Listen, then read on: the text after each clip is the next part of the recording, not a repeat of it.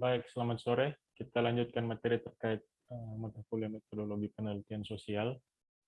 Hari ini kita akan sama-sama mempelajari tentang bagaimana merumuskan masalah. Saya akan share screen. Suara saya bisa terdengar dengan jelas? Bisa, Pak. Bisa, Pak. Bisa.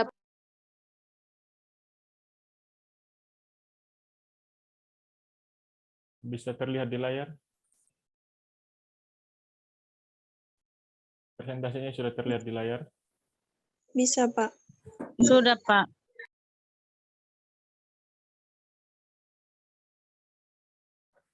Kalau ini bisa?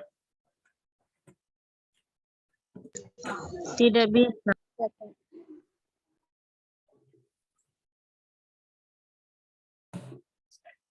Ini belum? Belum, Pak. Belum, Pak.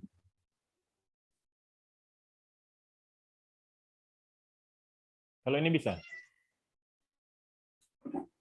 Bisa, Pak. Bisa, Oke. Pak. Hari ini Bisa, Pak. kita akan mempelajari tentang mengenal dan merumuskan masalah atau perumusan masalah. Sebelumnya saya mau tanya dulu. Menurut pendapat kalian masalah itu apa? Gadis Nahar.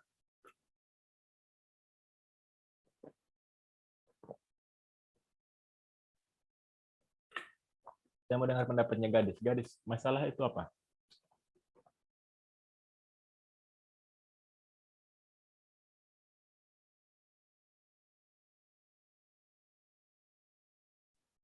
Gadis Nahar, menurut kamu masalah itu apa?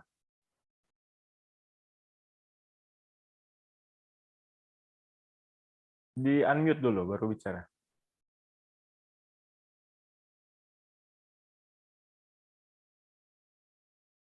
Gadis Nahar. Gadis tidak bergabung dengan kita ya? Iya, Pak. Iya, Pak. Silakan Gadis. Menurut kamu masalah itu apa?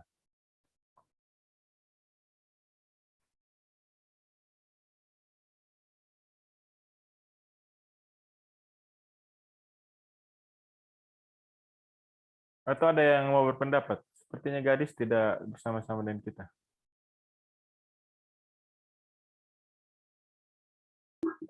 Saya, Pak. Pakai ya, silakan Julianus karena Julianus yang angkat tangan. Ya, baik. Selamat malam untuk kita semua. Selamat malam. Selamat malam. Sewaktu dan kesempatan yang diberikan. Menurut saya masalah itu terdapat dua, itu masalah dalam SDM maupun SDA. Masalah dalam SDM yaitu mengenai psikis manusia atau pemikiran manusia, mengenai perilaku-perilaku. Terus yang menyangkut SDM, sumber daya alam, yaitu mengenai faktor lingkungan, masalah-masalah yang terdapat dalam keadaan lingkungan sekitar. Dari saya sekian, saya Oke. kembalikan. Ya. Ada yang punya pendapat lain? Silakan.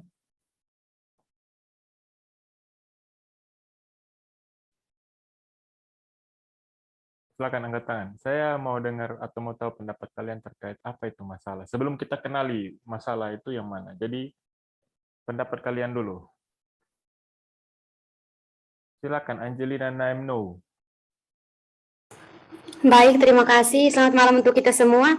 Yang saya ketahui mengenai masalah itu pernyataan atau keadaan yang belum sesuai dengan yang diharapkan. Terima kasih. Oke. Ada lagi yang lain? Silakan.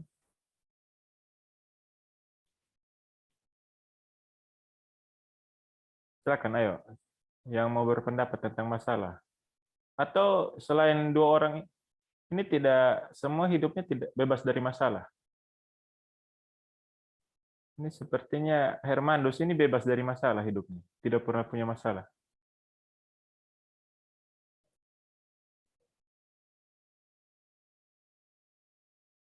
Maria Elvira, pernah ada masalah dalam hidup Anda?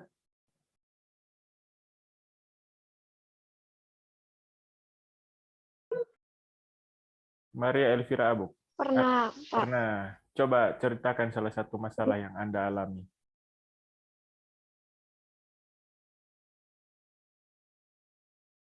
Atau sekarang sedang mengalami masalah gangguan jaringan atau bagaimana? Iya, Pak. Oke, mari kita kenali dulu apa itu masalah. Secara alamiah, rasa ingin tahu manusia mengarah pada hal baru yang belum dipahami.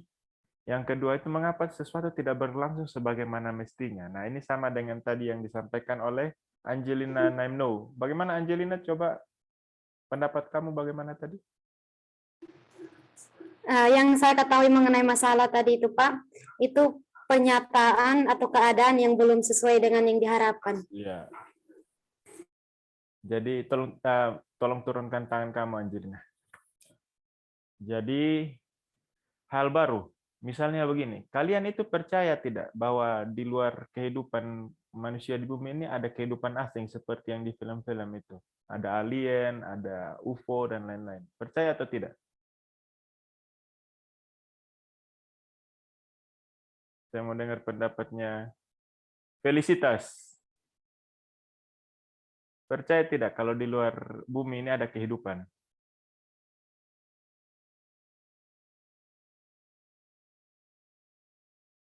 Felicitas Bano.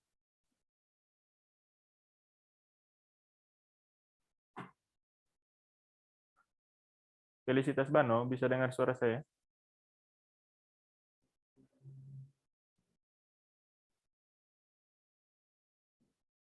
Sepertinya Felicitas juga ada masalah.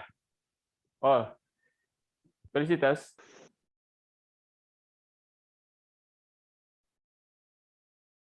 Ya, seperti ini. Emiliana. Emiliana Boyseran. Kalau kamu percaya tidak di luar bumi ini ada kehidupan? Tidak. Ya. Kenapa kamu bilang tidak? Sudah pernah ke sana? Sudah Belum. pernah? Belum. Artinya ada hal baru yang belum dipahami, tapi manusia ini punya rasa ingin tahu. Rasa ingin tahu ini bagus. Kalau dalam hal yang positif ya, ingin tahu terkait apa yang ada di luar planet bumi, di negara luar atau di pulau luar itu ada apa, ada suku apa, bagaimana mereka berkomunikasi dengan bahasa apa, dan lain-lain. Jadi, menurut kita itu masalah karena rasa ingin tahu kita tidak terpenuhi. Yang kedua, seperti yang dijelaskan oleh Angelina Naimno, mengapa sesuatu tidak berlangsung sebagaimana mestinya? Contohnya, kita harapkan apa, tapi yang terjadi begini. Misalnya, besok malam minggu mau ketemu pasangan, tapi ternyata karena hujan, sekarang kan lagi ada bibit siklon tropis. Kalau kalian lihat berita atau press release dari BMKG, ada bibit siklon tropis yang mengarah ke arah barat, tapi kita dapat. Jadi beberapa hari ini hujan terus. Jadi terancam bahwa besok malam minggu kelabu, artinya tidak bisa jalan-jalan karena berpotensi hujan.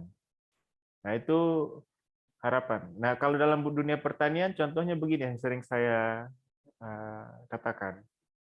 Rata-rata produksi padi nasional adalah 5 ton per hektar. Nah, di TTU bagaimana? Petani di sini dapat 3 ton saja sudah bersyukur. Sudah rasa puas. Kenapa? Padahal masih ada sekitar 2 ton yang bisa mereka hasilkan, bisa mereka peroleh dengan penerapan berbagai teknologi dan lain-lain. Nah, ini adalah masalah. Seharusnya bisa mencapai hal tertentu, tapi kenapa tidak tercapai? Mungkin ada yang salah dalam praktek usaha tani, mungkin penerapan teknologinya belum sempurna, mungkin ada jenis tanahnya tidak sesuai untuk komoditas tertentu, dan lain-lain. Jadi harapannya begini, tapi yang terjadi seperti ini. Itu kira-kira masalah. Ludovicus, tolong baca. Saya tadi lihat Ludovicus mandi air hujan. Karena hujan, jadi tolong dia baca. Baik, Pak. Ya. Kesan rasa ingin tahu tersebut pada hakikatnya merupakan pengertian masalah, yaitu satu realitas yang tidak tidak sesuai dengan identitas. Ulang, baca ulang. Coba pelan-pelan bacanya. Sasaran rasa ingin tahu tersebut pada hakikatnya merupakan pengertian masalah, yaitu satu, realitas yang tidak sesuai dengan idealitas. Yang kedua, suatu fenomena yang belum terjelaskan atau sudah terjelaskan namun penjelasan tersebut masih menyisakan pertanyaan, belum memuaskan rasa ingin tahu manusia. Sesuatu bisa dikatakan sebagai masalah jika memenuhi salah satu ataupun kedua pengertian di atas. Ya. Jadi sasaran rasa ingin tahu manusia, ya ini yang ingin tahu manusia, kadang hewan juga ingin tahu, tapi mereka kan tidak punya akal budi. Menurut penelitian terbaru, hewan hanya punya insting, tidak punya akal budi.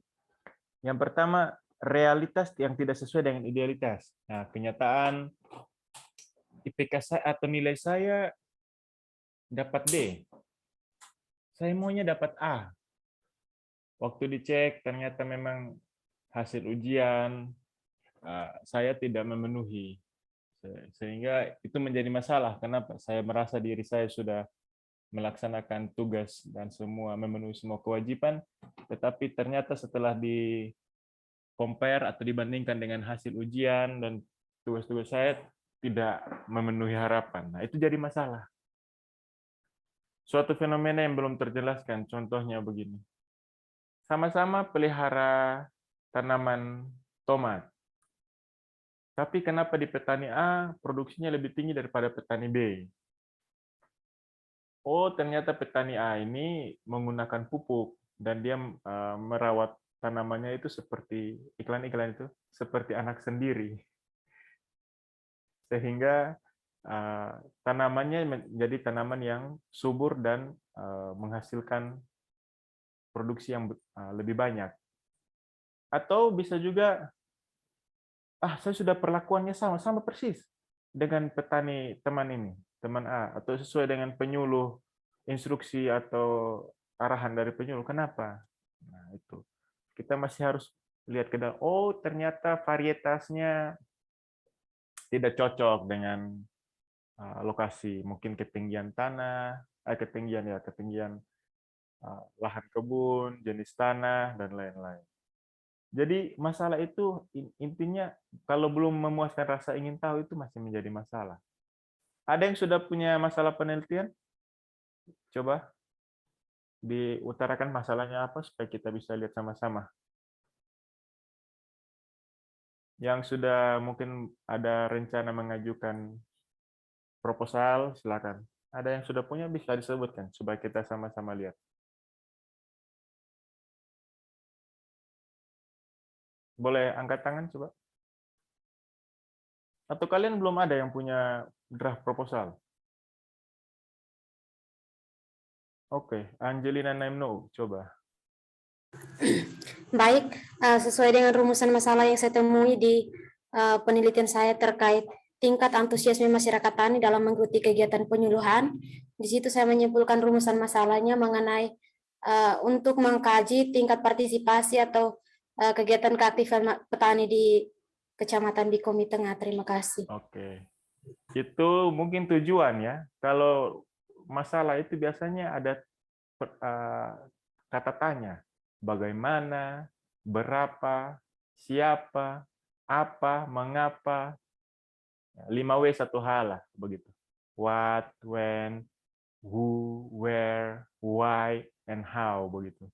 Jadi mungkin yang tadi disampaikan oleh Angelina itu adalah tujuannya. Ada lagi yang lain yang sudah punya masalah penelitian? Coba kita sama-sama dengar. Silakan. Supaya kita mungkin bisa sama-sama lihat, bisa juga memotivasi teman-teman kalian untuk sudah mulai mempersiapkan draftnya. Ada teman yang mau menyampaikan masalah penelitiannya? Silakan.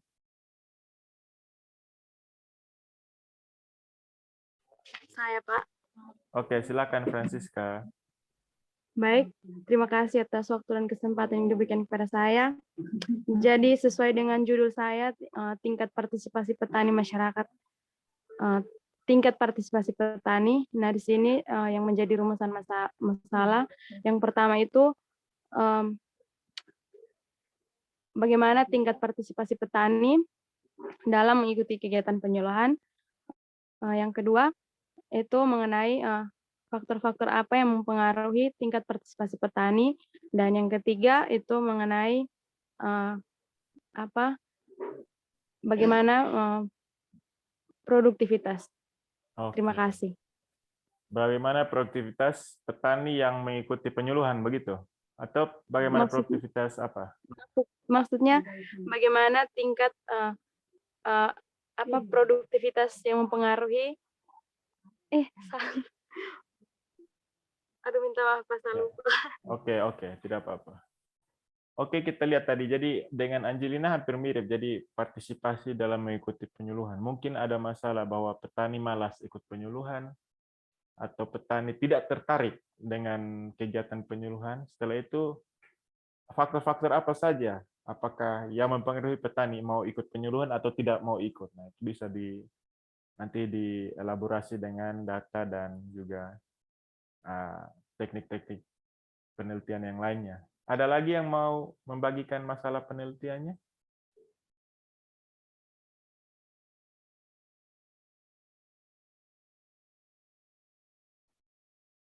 Selain Angelina dan Francisca, ayo yang lain.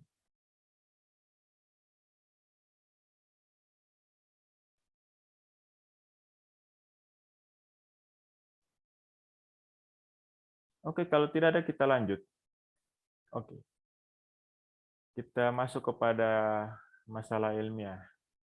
Ermina, tolong baca. Masalah ilmiah.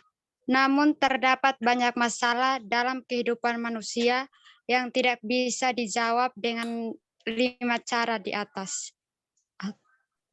Masalah-masalah yang biasanya relatif. Baca istilahnya.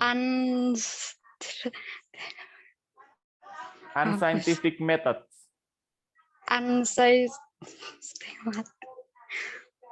Unscientific methods. Unscientific methods.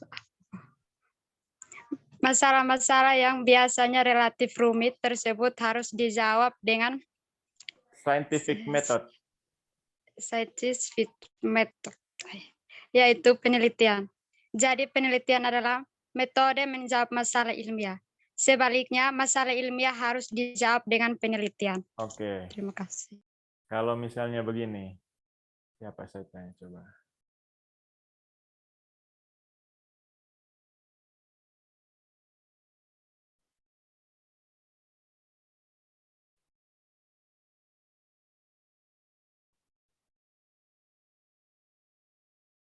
Hermandus. Kalau Hermandus, halo. Ya, Pak. Nah, punya pacar atau tidak? Tidak apa-apa, jawab saja. Hermandus tertawa, Sandi juga tertawa. Ini saya curiga. Misalnya begini, saya mau cerita begini. Ada. Kenapa suka dengan si tanya cowok? Kenapa suka dengan si cewek? Nah, kadang-kadang tidak bisa dijelaskan dengan kata-kata kan? Atau bagaimana Hermandus? Dia baik, dia ini menarik dan lain-lain. Itu susah dijelaskan. Nah itu yang hal-hal yang namanya unscientific. Maksudnya tidak bisa dijelaskan dengan metode-metode ilmiah. Karena ini menyangkut perasaan. Kenapa begitu pula Antonita? Pernah jengkel dengan orang, tapi orang itu tidak buat apa-apa. Dia hanya lewat, kita lihat, ih dia nih, gaya sah. Tiba-tiba ibaratnya apa ya? Julid, jealous, iri dengan orang. Tapi orang itu sebenarnya tidak buat apa-apa. Hanya kita rasa kayak sikap apanya menjengkelkan. Nah, itu hal yang tidak bisa dijelaskan dengan metode. Kenapa? Karena itu menyangkut perasaan. Itu sesuatu yang unscientific, sesuatu yang tidak ilmiah. Tetapi kalau bisa ditanya, kenapa nilai teman bagus? Oh, karena saya belajar. Saya sehari itu alokasikan 2 jam untuk belajar, mengerjakan tugas, baca-baca artikel. Kenapa kakak bisa selesai tepat waktu, bahkan lebih cepat dari masa studinya tidak sampai 4 tahun? Oh, karena saya rajin konsultasi dengan dosen, baca-baca artikel yang relevan dengan penelitian saya, tidak suka buang-buang waktu dan lain. Nah, itu sesuatu yang bisa kita ukur secara saintifik, misalnya waktu belajar, jumlah artikel yang dibaca dan lain-lain, itu bisa diukur. Sehingga kalau masalah, ada banyak masalah, tapi yang kita bahas dalam penelitian ini adalah masalah yang bersifat ilmiah. Yang bisa dijawab dengan metode saintis atau metode ilmiah. Yaitu salah satu metode ilmiah itu adalah penelitian. Kita sudah membahas bahwa penelitian dalam bahasa Inggris atau research atau melihat berulang-ulang kali atau menelaah berulang-ulang kali. Nah, sekarang kita mau lihat terkait masalah ilmiah.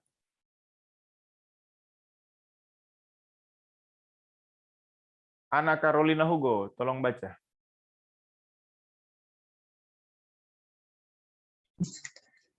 Masalah ilmiah ini, Pak.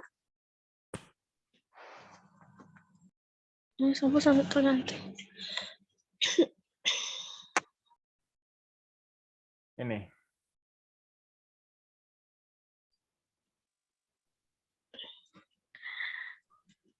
Lalu masalah-masalah seperti apa yang harus dijawab dengan penelitian?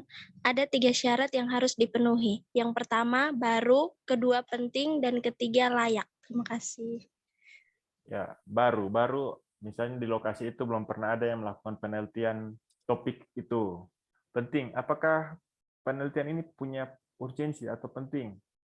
Penting atau bermanfaat bagi siapa? Dan layak. Layak itu artinya penelitian itu tidak menyinggung budaya, tidak mengacaukan tatanan kehidupan di situ, dan dirasa penelitian itu bermanfaat. Ana, penelitian kamu tentang apa? Rencana proposal penelitian kamu tentang apa? Ana Carolina Hugo. Rencana proposal penelitian kamu tentang apa? Tentang kepuasan petani dalam penggunaan pupuk anorganik, Pak. Oke, di mana lokasinya? Di kilo 5 sini, Pak. Bijeli. Mau di Keva sini, Pak, di kilo 5. Mau beli. Oh, mau beli, Pak. Oke, di situ sudah pernah ada yang meneliti seperti yang kamu teliti? Katanya kalau alat analisis yang digunakan itu baru, Pak. Alat analisisnya apa? Analisis IPA dengan gabungan CSI. Oh, important performance analysis. Iya, Pak. Oke. Menurut kamu penting tidak?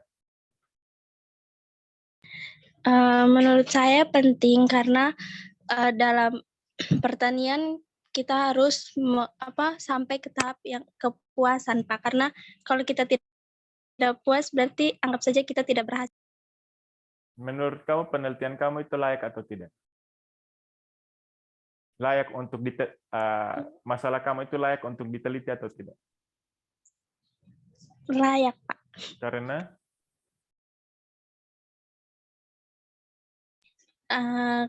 Menurut saya layak karena kita dapat mengetahui perkembangan dari perkembangan produksi yang dihasilkan, Pak. Oke. Ada lagi yang mau menyampaikan tema proposal penelitiannya untuk terkait apa? Baru, penting, dan layaknya ini?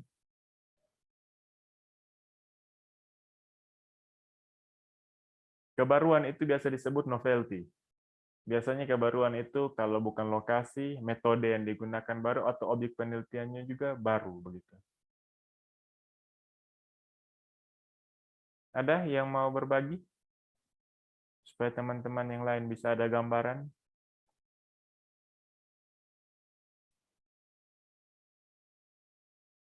Oke, kalau tidak ada, kita lanjut. Maria Leopoldina, tolong baca.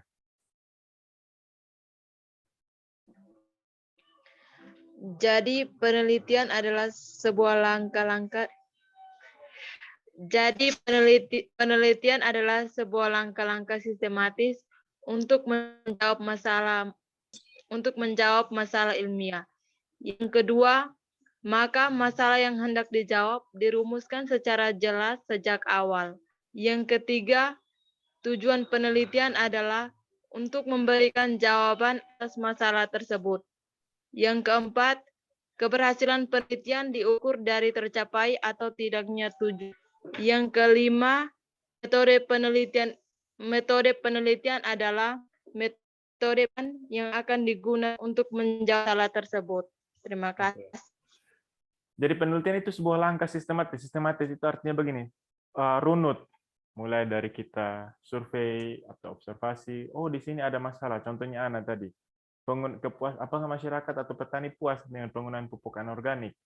Setelah itu dia mulai merumuskan, oh masalah penelitian saya ini, objek penelitian ini, tujuan dari penelitian ini. Dia mulai susun draft.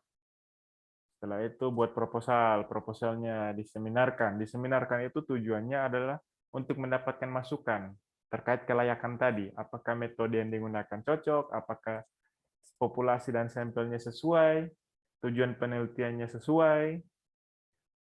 Sudah pernahkah ada orang-orang terdahulu atau peneliti-peneliti terdahulu yang melakukan penelitian yang serupa di tempat lain begitu. Sehingga apakah penelitian ini betul-betul layak nanti akan dilihat di seminarnya. Seminar rencana penelitian, seminar proposal. Nah, setelah itu dilakukan penelitian, pengumpulan data dan lain-lain. Data didapatkan, data itu perlu dikelompokkan, kemudian diolah dan dianalisis. Kalau dianalisis, ditarik kesimpulan informasi apa yang kita peroleh dari pengolahan data tersebut. Nanti akan menjadi sebuah kesimpulan dari hasil keseluruhan rangkaian sistematika penelitian kita. Maka masalah yang hendak dijawab dirumuskan secara jelas secara awal. Jadi masalah itu harus penting.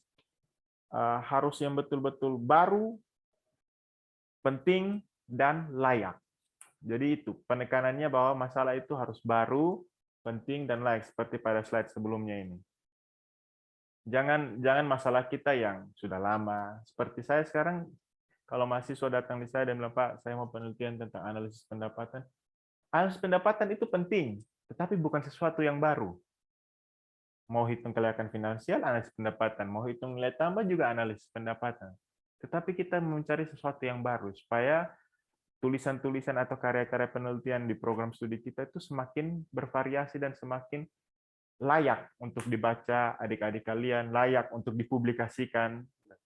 Sudah pernah baca tulisan teman-teman kalian yang senior-senior kalian yang dipublikasikan di jurnal-jurnal?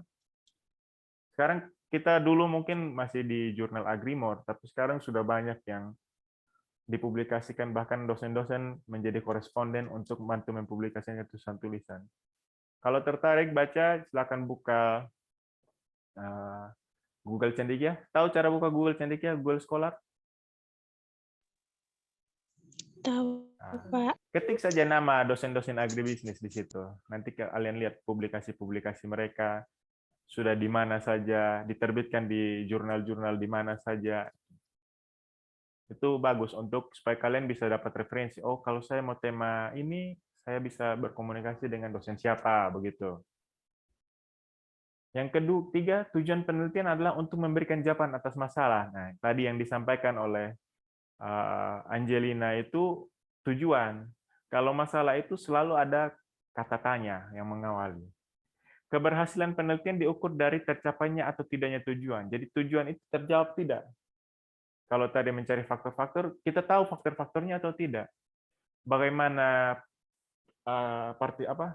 minat untuk mengikuti petani dalam mengikuti penyuluhan, kita tahu tidak apa mereka berminat atau tidak.